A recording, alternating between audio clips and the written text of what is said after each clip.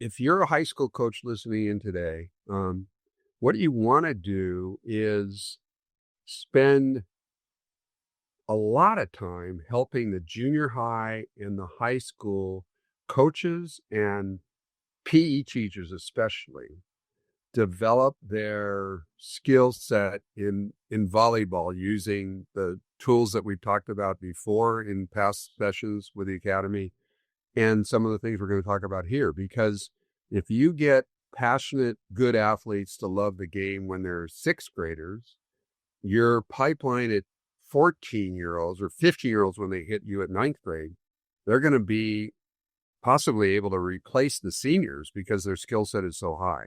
So, we've talked about doubles, we've talked about triples, we've talked about loving the game. We spend a lot of time here talking about that, and Ard's program and books have helped Canada do that. And I highly recommend them. But the most important thing about developing your program starting at C-team level is that you get this pipeline doing it passionately and well below you. And it's a long payoff. Don't get me wrong. It doesn't happen overnight. You're waiting years for that payoff to happen. But those programs that have done it, that feed into their school, they are the ones that you see going to state a lot now because they put in the time. So that's the first idea I guess we wanted to make sure that all of us take the time to do. You got anything to add on that? I mean, especially with stars? Well, just the whole idea, you get the young kids in the gym and they have fun and associated with volleyball. Doesn't necessarily always mean you're playing volleyball. Sometimes you're playing tag for a couple of minutes, but they walk out of the gym with a big smile associated with volleyball, and then they come back, right? And then you talked today about hooking them. You're trying to hook them with the skills that are the most fun. And at that age, that's a lot of hitting.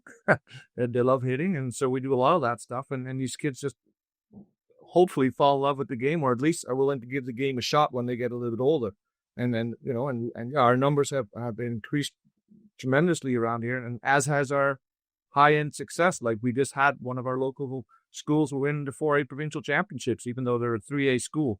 And, and I know they had one of our programs run there, and the coach actually was at the clinic today. And also having dedicated coaches that pass that passion on to their athletes and start them young and keep them hooked in is just a great way to build the pipeline. So we can put that slide back up, but that's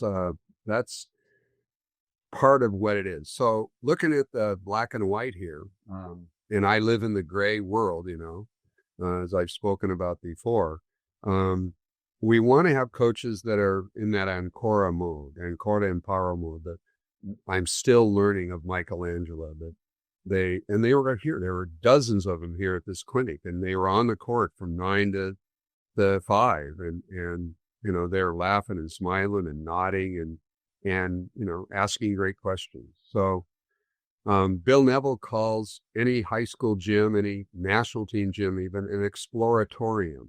And so because of that, you want to let your program, especially at the younger levels, make mistakes as part of that learning process to get better.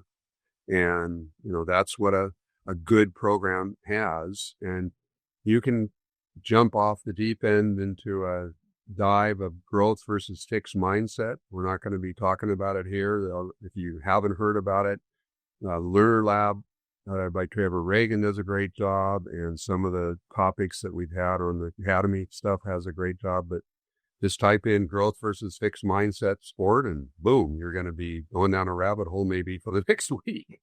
Learn about how do I bring that into my high school program, because so many kids are afraid of making mistakes, and they want to be perfect, even though it's, as we talked about today, our sport is so damn hard compared to so many other sports because it's rebounds off your body, and you can't grab it for a few seconds and figure out where to throw it like you can in basketball or in lacrosse and all these other things. And it doesn't matter whether you're 9 years old or you're 90, you got to rebound the ball off your body, and you can't buy anything to rebound it better with. So having this growth mindset and using the word yet, we talked about that today, yet. The coach that I came up to when she made a mistake, she goes, "Oh, I just don't." I said, "Yet, this is the process. It's okay." So I think what you're going to find if you go out and study ecological dynamics and constraint-based learning, that the best sports programs and volleyball programs are starting to see the effective success of athlete-empowered training rather than coach. And years before, when I was with USA Volleyball, we did some research on how much kids were touching the ball. And back in the 80s, the coach was getting 50% of the repetitions. And that's not going to get your high school team to be great. It's the players who should be doing all this skill. That's how I became a great server, though. Oh, yeah. I'm an great server. And, the Dutch beat the U.S. in World Cup, and then they lost. So both of us are here kind of suffering. But I was thinking, boy, if Ard could just serve a ball, they could have gotten the penalty kick if he could use his hands, But now you got to kick the damn ball. So getting athletes to think and question rather than this young John Kessel, who was sort of my way or the highway. Why? Because I said so. And the research is really clear, you guys, that the more you guide their discovery, the better they remember and problem solve new stuff. And the more they can question you, the more they can coach themselves on their own. I didn't bring the shirt. I brought it to the clinic, but in honor of Delta region, where we lost the great staffer, Joe Williams' wife, Joni Williams, recently, sadly. We had a shirt there that on the back said, "Are you learning?" And that's because when you think about it, I'm going to have 120 minutes in a 2-hour practice for 12 kids. I can give you 10 minutes of attention. So when do you get good is the other 110 minutes when my back is to you. So the shirt on the back says, "Are you learning?" To remind these kids that the learning that's going to matter is when I'm not looking at you, not when I'm looking at you. That's the easy part because I'm working with you for my 10 minutes that I have. So, and then why do I coach? I coach to develop amazing leaders. Citizenship in the high school level has dropped out. I don't even think there's many courses like that I used to take. And so I want to develop amazing leaders and citizens too. I spend time on the bus when we're traveling, helping coaches and players learn that leadership role beyond the skills of volleyball. And so we want to see athletes that learn to lead, with me empowering them to lead the team and other things. Well, I like how you said that today, that volleyball is your vehicle to teach them those skills. Like it's not really about volleyball. It's about, that's just what we're doing. But the skills that you're learning from it are that's really what's important. And we're not talking about passing, setting, hitting. We're talking your leadership skills, your hitting skills, your It's not in this poster, which I wrote a few years ago. It's if you coach or if you teach the person, the skill will develop. If you teach the skill, the person may not. We have to teach the person, not the player. This is about the person, their mental strengths, their social strengths. And the more we do that at high school, the more valuable the product is, because 3% of the kids that graduating are going to go play at the collegiate level. So coach for those 97% that are going to not go on, but be leaders when they go off to be a mathematician or whatever else they do, because they happen to live volleyball in the way you gifted it to them. So what do you think about athletes watching the ball versus learning to read and anticipate? We talk a lot about that for the last 2 days.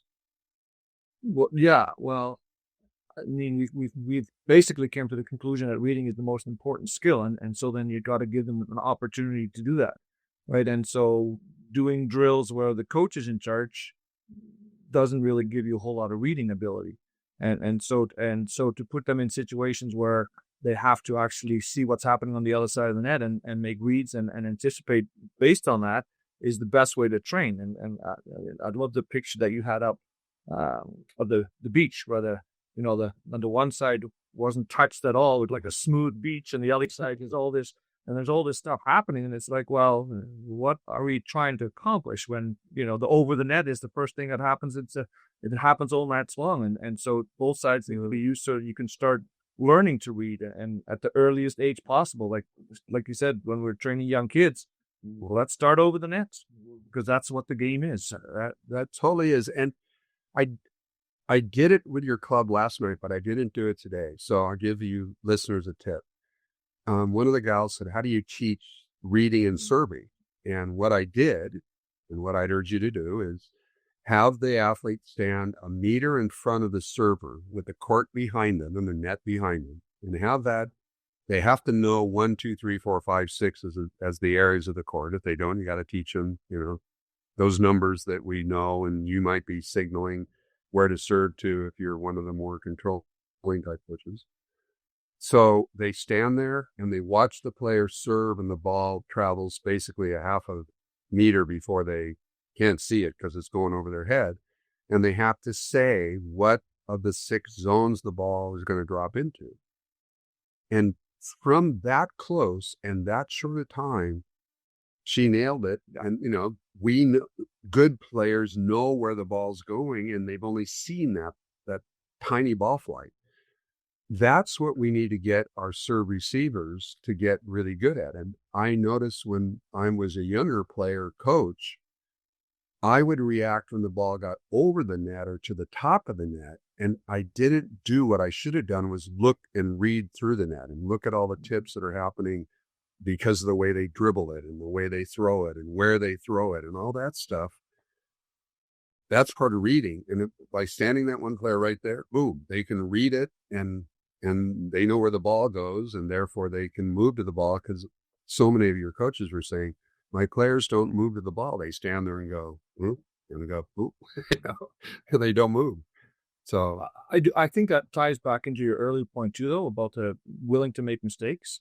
That some of the kids actually don't move because they just don't really want to be making that mistake. So they're almost like, I hope it goes to John, so then I don't have to make a mistake, right? And so then instead of just being like, no, I can make this play, I'm going to step up, I'm going to make it. So I think that's tied into the reading part as well. It's the attitude of being willing to make the play and being willing to make a mistake. And encouraging that as a coach, I think, is super important for especially today's athletes that just do not want to look bad. It's failure is not a great thing anymore. Unfortunately. So, we're looking at one size fits each, that ability of a coach to know each player. The more you know about them, the more you can teach them well. So you want to care about them beyond their volleyball skills and ask questions to learn about them. And of course, guided discovery versus just the traditional system learning. When you guide a high school player's discovery of everything that you're going to teach, rather than tell them the answer, it takes longer. It stays much longer in your athlete's brain / skill set. And, that's the science behind it, is that it takes longer to get it to the point of them answering it. But what you don't have, we were talking about today, you don't have all the kids that go error,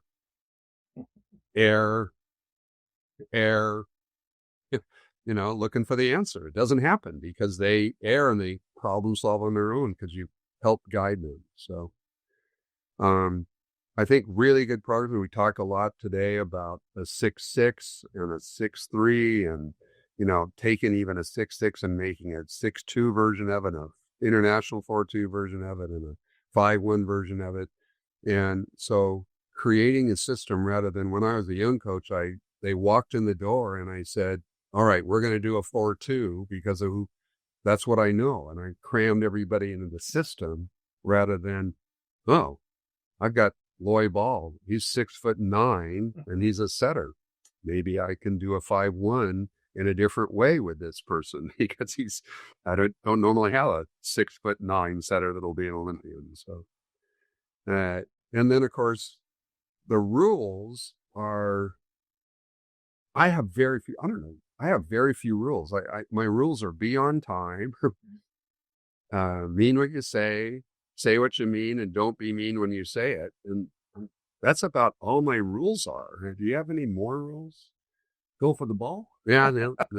Yeah, like it's and yeah, I find if kids enjoy being in your place, they're gonna be there on time. They're gonna work hard. They're gonna do all those things. So if you make it an atmosphere where they feel at home and where they feel like they want to be, they're going to be there. Right. And so I'd never, I mean, principles maybe, but I'm certainly not rules. Sure. I grew up, my dad was a beach player in the 40s. This group saw a picture of him playing, and long story short, I grew up in a culture of winners stay on. And we had an interesting discussion today at lunch, where you were feeling how some of the players out of your 12 didn't care if they won or lost, but it was, the attitude that I grew up of, I don't like losing. I learn to stay on and I fight to stay on. That you had those athletes, half of them were in that mode, but the other half were more like, it's okay if I lose. Yeah. And so what are you thinking about doing in the future with that group, that individual or small group? Any ideas that came to mind? Well, I mean, I did like the idea of sitting down and talking with them, and like, you talk about getting to know your athletes. Okay, what drives you? Like, why are you playing this sport? And what can I do to help you, be more successful and help you be part of, because if we as a group are trying to achieve this, and how are you going to be part of this? And maybe that role might become more of a cheerleader at times, because you don't want to be that person on the court when it matters, because you don't really care if we win or lose. I mean, everyone wants to win, but some people really want to win, right? And so, I think that's good. And I think as a coach, and this goes back to knowing your team. If I have 8 players on my team that are like, I like volleyball, it's something to do while I'm in school, but that's it. And I got 4 people that are diehard, I probably have to coach differently than when I have 8 people that are like, man, I want to get so good. I want to try to get to the next level. And 4 people are like, right. And so you really have to know your team too. And sometimes as a coach, I struggle with that, is that the one size fits all, that I wanted to be all in. And so I wanted all my athletes to be all in. And the reality is when you coach in a high school, that some kids are just there because it's something to do and their friends are doing it, so they'll join. Right. You don't necessarily have the luxury when you coach club, then it's usually you got much more serious athletes that are like, no, I'm here because volleyball is my sport of choice and I want to get better at it. And so then you have less of those issues than you do as a high school coach. Where Ard's coming from, by the way, both his son and his daughter play volleyball. And of course, in Canada, it's pretty much a 50-50 thing.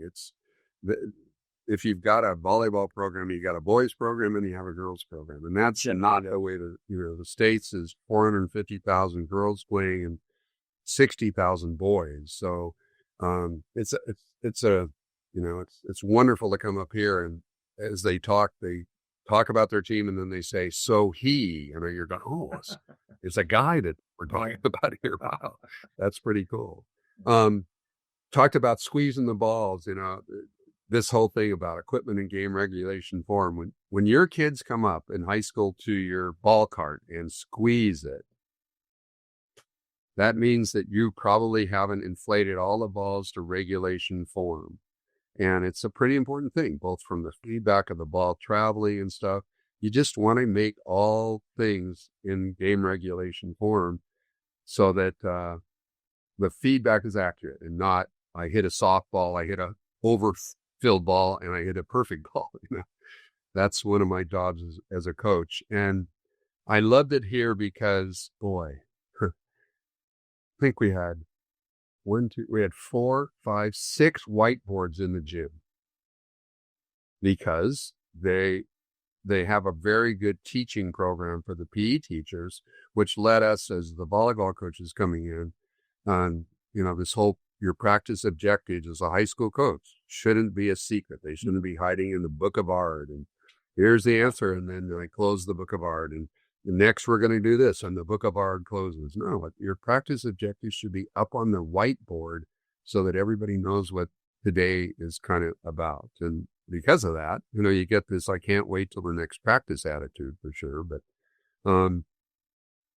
there's some books I liked reading about this process. The Score Takes Care of Itself by Bill Walsh. And, you just another wonderful rabbit hole to go down is the development of process over outcome. And I just want to remember, as we watch this World Cup thing wind down to one champion in the world, that means that there's 220 losers and one winner. And you're not going to grow high school volleyball if you just worry about the outcome of winning state. And instead, we've got to focus on this process, that's who we are. That's how we hustle. Those are the things we're going to do. And it probably will help us win state. But, I think Hugh McCutcheon's, if you haven't heard, he's gone from being head coach, gold medal, silver medal coach for the men and women, blah, blah, blah, University of Minnesota. He is starting, because they got knocked out of the NC2As just now, he is starting to be the director of sport development for all of Minnesota. What a great job. He's going to help every coach be a better coach. And, he's taken the principles that apply across the board that we're kind of talking about even on here. And I loved it because, he was one of the best whiteboard presenter to the teams to get the information out of the team so their practice wouldn't be secret. And in his work, he pointed out how you want to coach the whole player and not just, the whole person, not the player, socially and mentally. And he's going to bring that, I think, in back in the sport development Minnesota too. So kind of cool stuff going on for sure. What do you got? Can I share a story? Of course. You said storytelling. Another story. You said storytelling is one of the high coaches. Yeah, exactly. Absolutely. So we have this emphasize the outcome. And one of the things that John asked me, he says, well, we need a room where you've got all, your volleyball stuff. And I'm like, well, I don't really have, there's very little evidence in my house. And so I'll give you some old t-shirts. That's it. But so it ties back into the emphasizing the outcome and the process. And so when I first started being a high school volleyball coach, I had been working with our local legend who, I'd worked with him for 5 years, and he'd taken the program to 2 bronze medals in the province, which, had never happened around here. And then, so he retired after his second bronze medal, and I was the new coach. And of course, luck would have it that the first 2 years we had some really weak players, and relatively speaking to what we'd had before. And so, we were finishing in the middle of the league, and one year almost the bottom of the league, and all this kind of stuff. And so as a young coach, dumb Ard, as to like to use John, the young Kessel was dumb. And so I wanted to prove myself so badly as a coach that I just wanted to win. Like this coach before me was winning all this stuff, and I wasn't winning. I must be a bad coach. And so winning was just my thing. And so in my third year, I actually ended up with, by fluke, a provincial team player on every position on my team. And so a very strong team. And of course, we set our goal of becoming the provincial champions and this and that. And the whole year long, I could see things weren't going the way I wanted to go, but we were winning. And so I would be like, okay, well, it's all right. We won. It's okay. We won. It's okay. We won. And so I really wasn't focusing on the process at all. And I'd see somebody do something wrong, and rather than I might say something to him, but I wasn't trying to fix it because we were winning. And I was just so caught up, and I wanted to be this coach that won. And, we'd won a few little things along the way, and I'd been coach of the year, I'd won some individual accolades and had them all sitting in my office. And anyway, we go to zones, and we play these 2 teams that we had beaten all year long, and they beat us. And there's no way they should have beat, but they did. And so we're done. We don't even get to go to provincials. And so here's this, now I'm really thinking I'm a bad coach. And so I drive home, not saying much to the team, and, I'm not really happy. And I walked into my office, and I see all these stupid trophies and things and little awards that we'd won along the way that year. And I don't know why, but it just hit me. I just grabbed the box, and I put them all in the box. And I'm like, that's it. I'm not celebrating previous successes anymore. This is done. And I put away. And since that time, I've never put anything up again. And then I said, I got to focus on the things that we needed to fix all year long. I don't care if we win anymore. I got to start focusing on the process.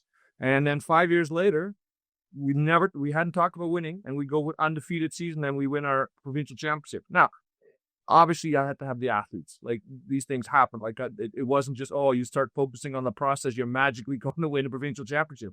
But if I hadn't had that season where we lost and I'd focused completely on the outcome, I would not have been the coach that I needed to be when I had the talent to go and try to win a provincial championship. So that's my story, John.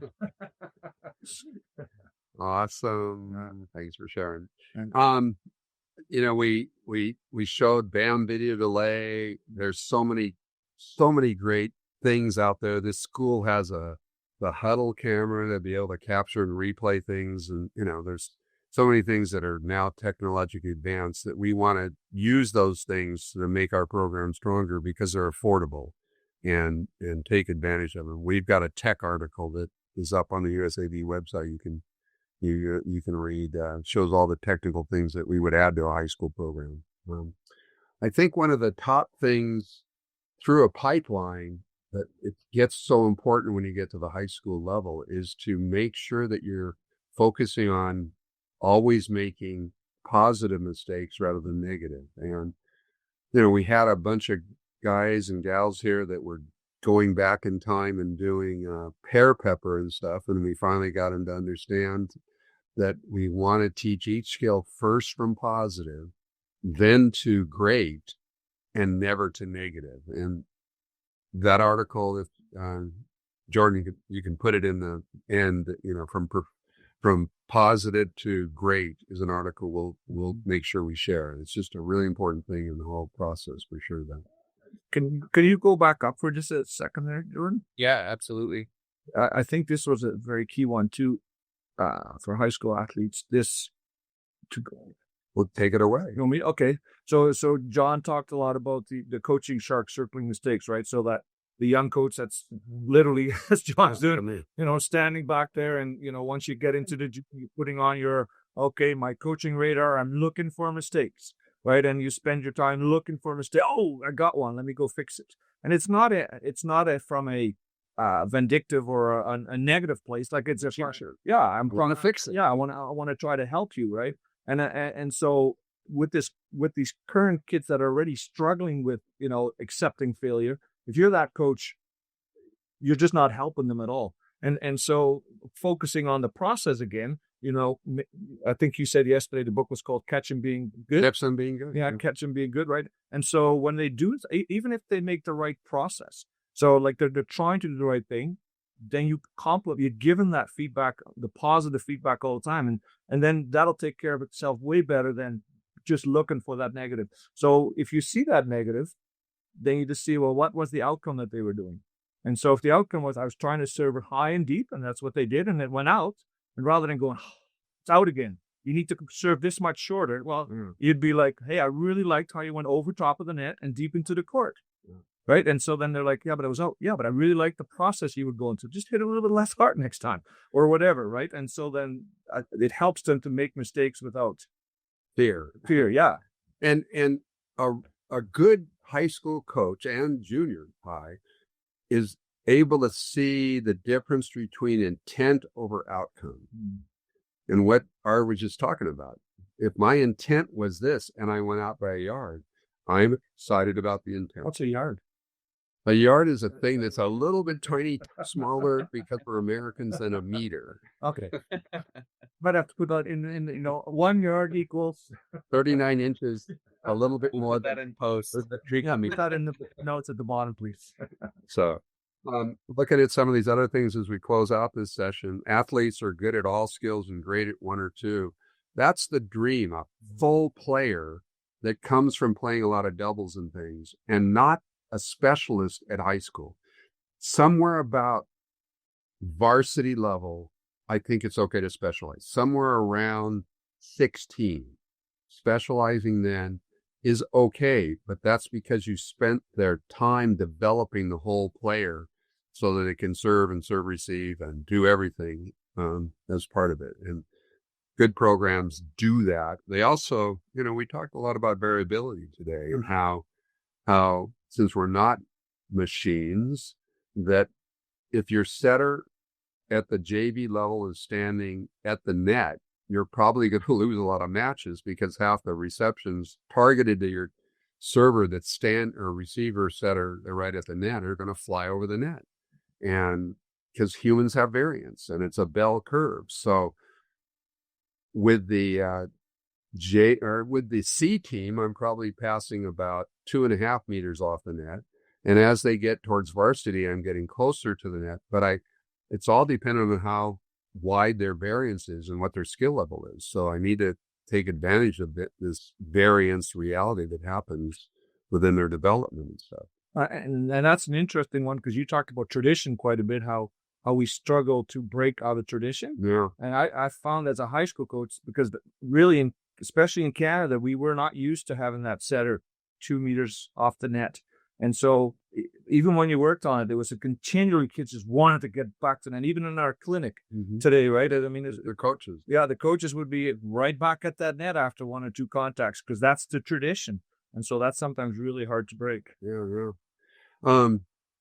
I know that as a high school coach, I might have said young, well, my kids won this game or whatever. And I just want you all to recognize that they're not your kids. They're the parents' kids. And if you keep them involved in a healthy way and respect that fact, because they pay for their room and board, they take care of them when they're sick, they get them to school. You just do this great job of developing a leader in the context of volleyball. But I'd strongly help you understand that, it's their kids, not my kids type thing. And boy, we talked about this one a lot. And we showed that many of the core games, from 2 versus 0 to front back to distraction, concentration passing, changing it from negative to positive, and concentration passing. A tip that I thought was hysterical. These guys up here say sorry all the time. They're so nice. Oh, I'm so sorry.